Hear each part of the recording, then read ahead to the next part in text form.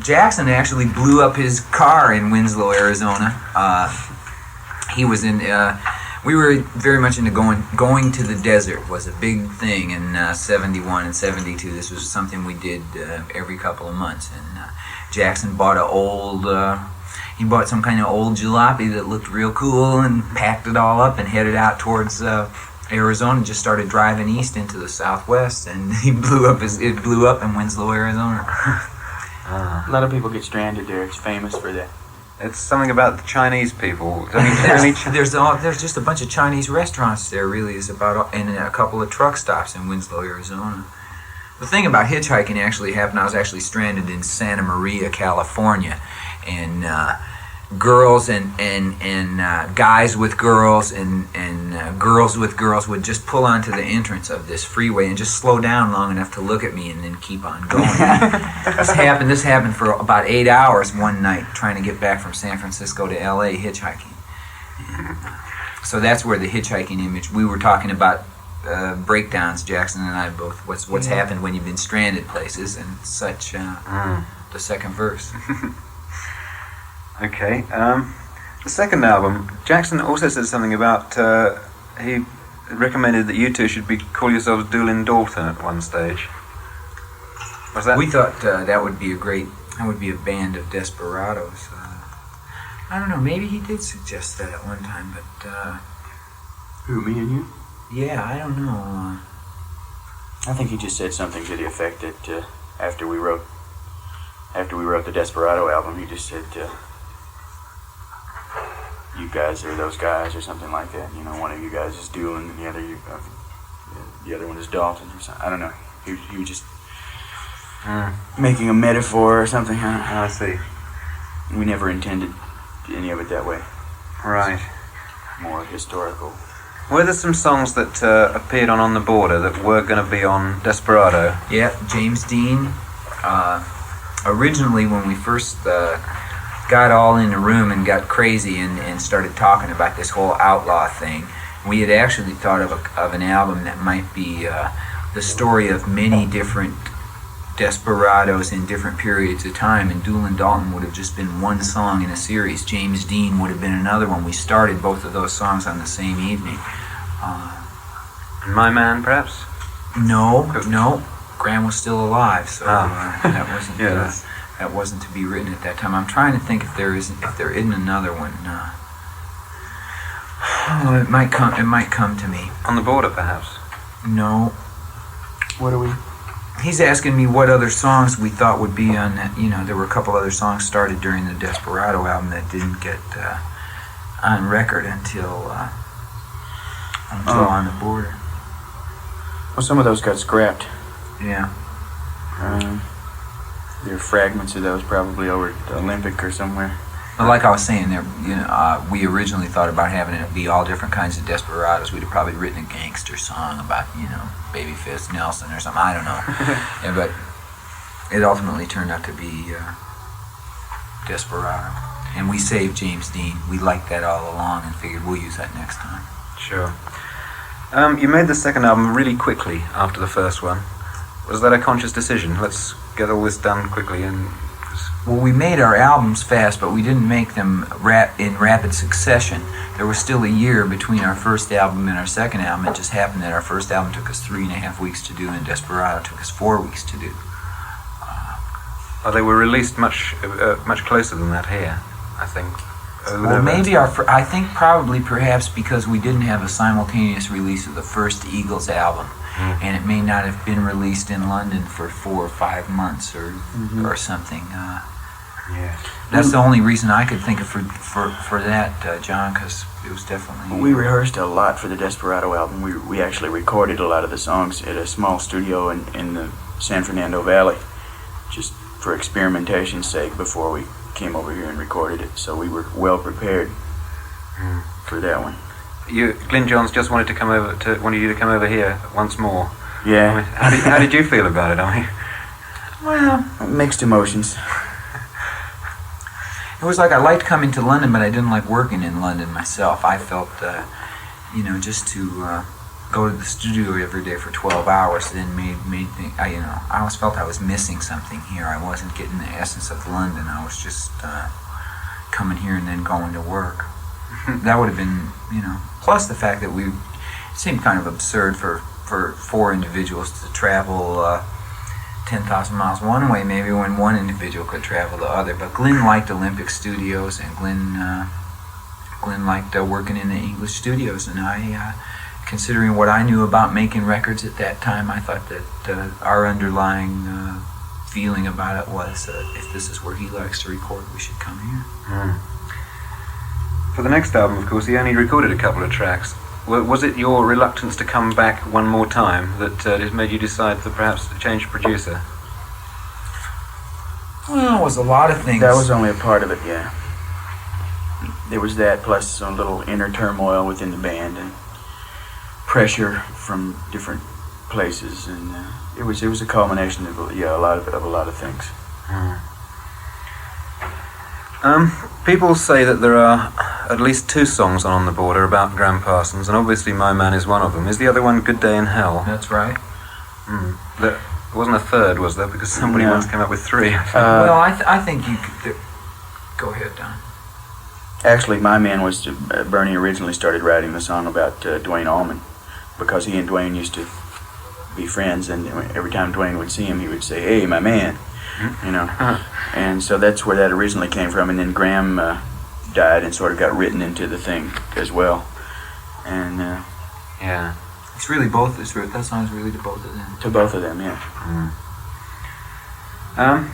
I would add that Good Day in Hell was written while Graham was alive, and it just was a symptomatic scene that I saw at Topanga Corral, where there were just a couple of girls who were just hanging out with him because he was Graham Parsons, and nobody was telling him that he was killing himself.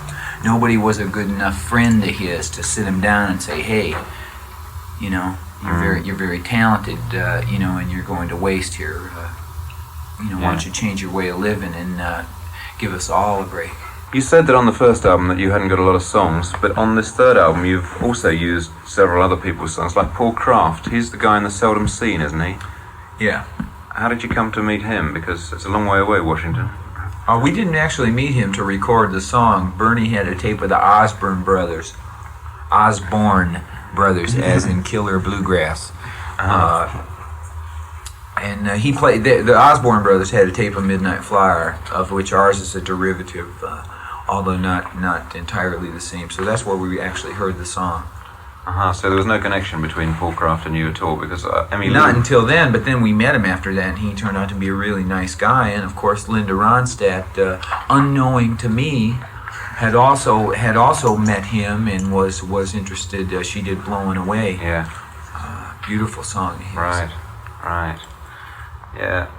And how about Tom Waits? Was that just the publishing company saying, "Hey, what about this?" No, he was being signed to Asylum Records at the time, and David Geffen played a couple of tracks from Closing Time for Don and I when they were still, I guess, in demo form. That's how we heard the song. You changed it a little, but I think you improved it actually. Thank you. How about Already Gone? That's Jack Temchin again. Yeah, Jack Temchin and who's the other fellow? Rob Strandlin? Yeah, Rob Strandlin. Yeah, we just, at that point we weren't opposed to recording a good song if we found one. We weren't bent on writing all our own tunes. Because we were still very, very busy and going through a lot of changes, and we just didn't. If we found a song that was better than something that we had, like if we needed a particular kind of song and we didn't have that song written, then we would go and find it somewhere else because we had deadlines to meet. Certainly. And this is the time when you added Don Felder. Whose decision particularly was that? Was it the group saying? I think Felder made his decision. I think it was Felder's decision. I think he came in and played guitar so damn good. Everybody just kind of I think we all kind of decided that we wanted him. I think Glenn and I kind of flashed on it at the same time. I mean, I think Glenn called me up or something and said, "I think we better get this guy in the band." And I said, "I think you're right." Something like that. Because you'd managed without an extra lead guitar player before. Were you thinking of sort of widening your spheres? Was that the...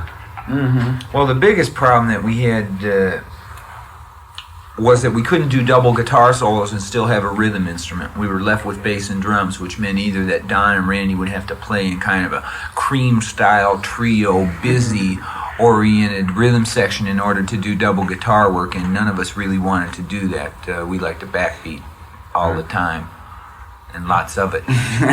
So we really felt that we wanted to have a third guitar player. As a matter of fact, the guy who's now our road manager, Tommy Nixon, who helped write Out of Control, used to come on stage and play rhythm guitar in Out of Control so that Bernie and I could play the harmony solo. And we thought 5 pieces was would work to some advantage just that way. Right. It has been... most of the people that I know reckon that one of these nights is the weakest Eagles album. How do you feel about that? I think that's ridiculous. Which I one don't do you see think? how. I don't see. Well, there's It was as if... that's just that's just one person's opinion. My own opinion would be much to the contrary. I'm sorry. I think it's one of the best Eagles albums. Do you think that they've progressed in an upwardly direction all the way? In certain areas, sometimes one album shines for one reason and another shines for another. I believe that my personal opinion of our records is as fallible as any other individual's opinion. But my opinion on One of These Nights is that that particular song, One of These Nights, before we recorded Hotel California, was the best single individual record we ever made as the Eagles. That was us able to get into more R&B music and not have it be pretentious and still have it be our own. That album also has Take It to the Limit on there, which I don't know about over here, but in the United States, Randy always gets about a 3-minute standing ovation, which gets the biggest ovation in the set.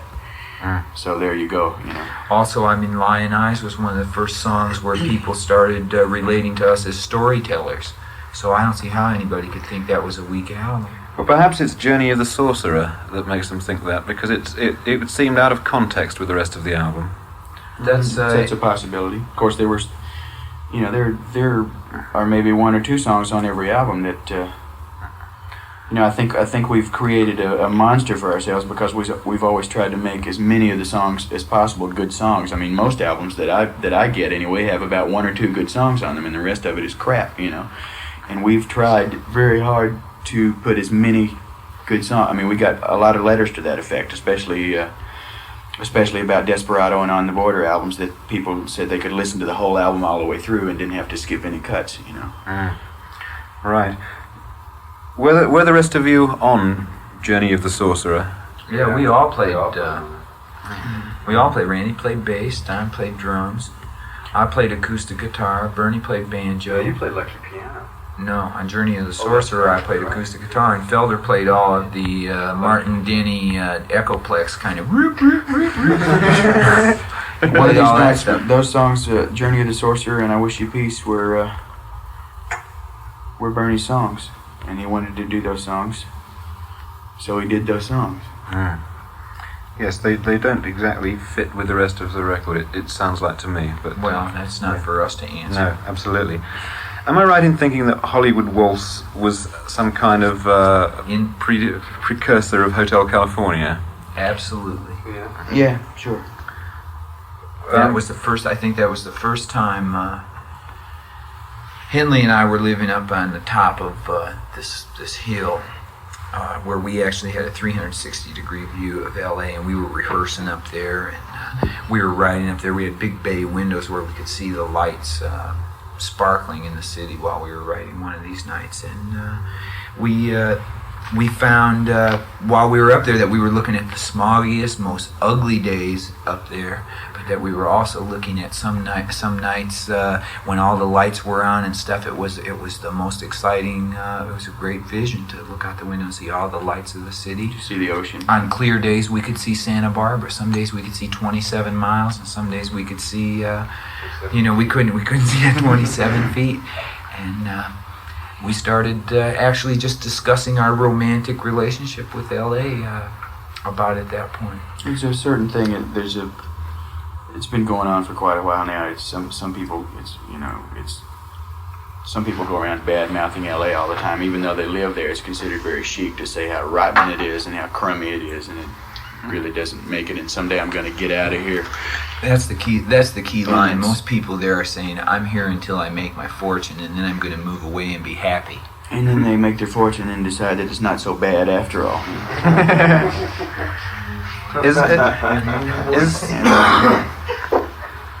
Is the special thanks credit to Al Cooper because he was your next door neighbour up there? Because he had a house up on Sunset Plaza, which I presume is what you were. No, that's not where we were. No. Al's a friend of ours, though. He's some kind of inspiration. He usually wanders into the studio about 5 o'clock in the morning and asks what's to eat. He's an insane. He never sleeps. Right.